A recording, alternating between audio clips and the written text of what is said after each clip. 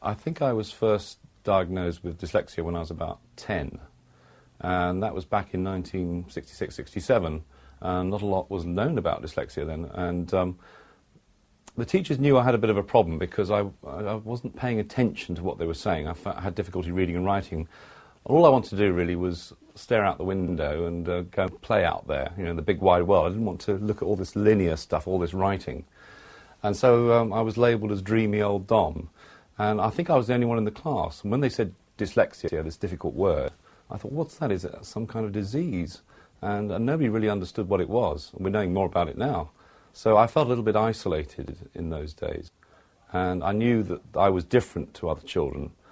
But I was good at certain things, like playing football, tennis, and acting the fool.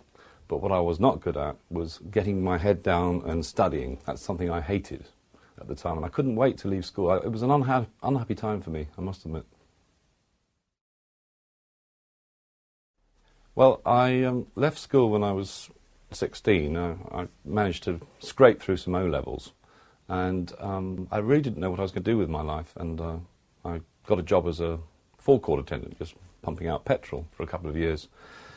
And I was always very good at dreaming and coming up with ideas, and then somebody suggested that I try and get silver out of X-ray film, because anything black on a negative is silver. So I thought, great, and I got a little bit of a plastic container, some chemicals, dipped an X-ray film in there, found that with a litmus paper it was, there was metal in there. I thought, oh great, I'm going to be a millionaire. So I spent about 8 years doing that, and didn't succeed terribly well. So the turning point really wasn't until I was 30, so 15 years ago, when I saw a guy on television memorise a deck of cards, and I thought that was amazing, because I was always interested in things like card tricks. This is the most amazing card trick I'd ever seen, and I thought, can I do that myself? And I tried to do it, couldn't, but it became a fixation, a challenge. And after about 3 months, I found I could memorise not just one deck, but 6 decks.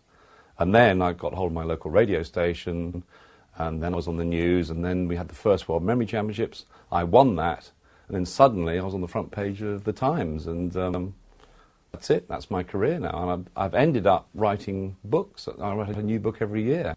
And if you'd have told me when I was 16, 14, 10, or whatever, one day you're going to be an author, a successful author, I would have said, well, that's not me at all. That's impossible, because I find it difficult to read and write. I don't now. So there's always hope. We can always turn it around. I was approached by a publisher about 3 or 4 years after I started memory training, and I had a co-author because of my dyslexia. And I worked with this co-author on the first book, and I came up with ideas, bits of paper. I was writing notes, giving him ideas, and we were discussing it. And then I realised, after it took about 3 or 4 months to write the book, that actually perhaps I could do this myself. And my next book, ironically, was called How to Pass Exams. This is the guy that failed most of his exams. I wrote myself, and that just gave me I think working with the co-author gave me the confidence to do that. And of course I knew my subject, and I was the best in the world at it. I won the World Memory Championships.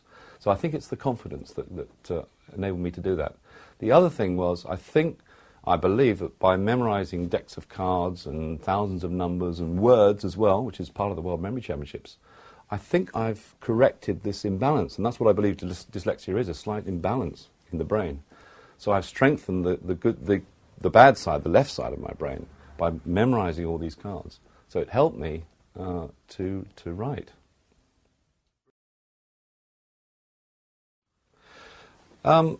If somebody came up to me, a child, and said, look, I've just been diagnosed with dyslexia, I would say, well, fine, you've got some very good qualities there. You're probably very creative, you could be musical, good at sport. The one gift that you've got is this ability to really think of anything, to just let your mind drift and come up with ideas. So you're very creative as well. So don't worry about it. There are strategies for reading and writing. There's things called mind mapping. A friend of mine, Tony Bazan, is the inventor of mind maps, so that you can use colours and pictures for note-taking. So we know a lot more about dyslexia now than we did when I was diagnosed in 1967. So there's a lot of help there. But really focus on the things that you're good at, the creative side, because there's a lot of famous dyslexics. They go on to become famous. They tend to do very well in later life. So look forward to that and enjoy it.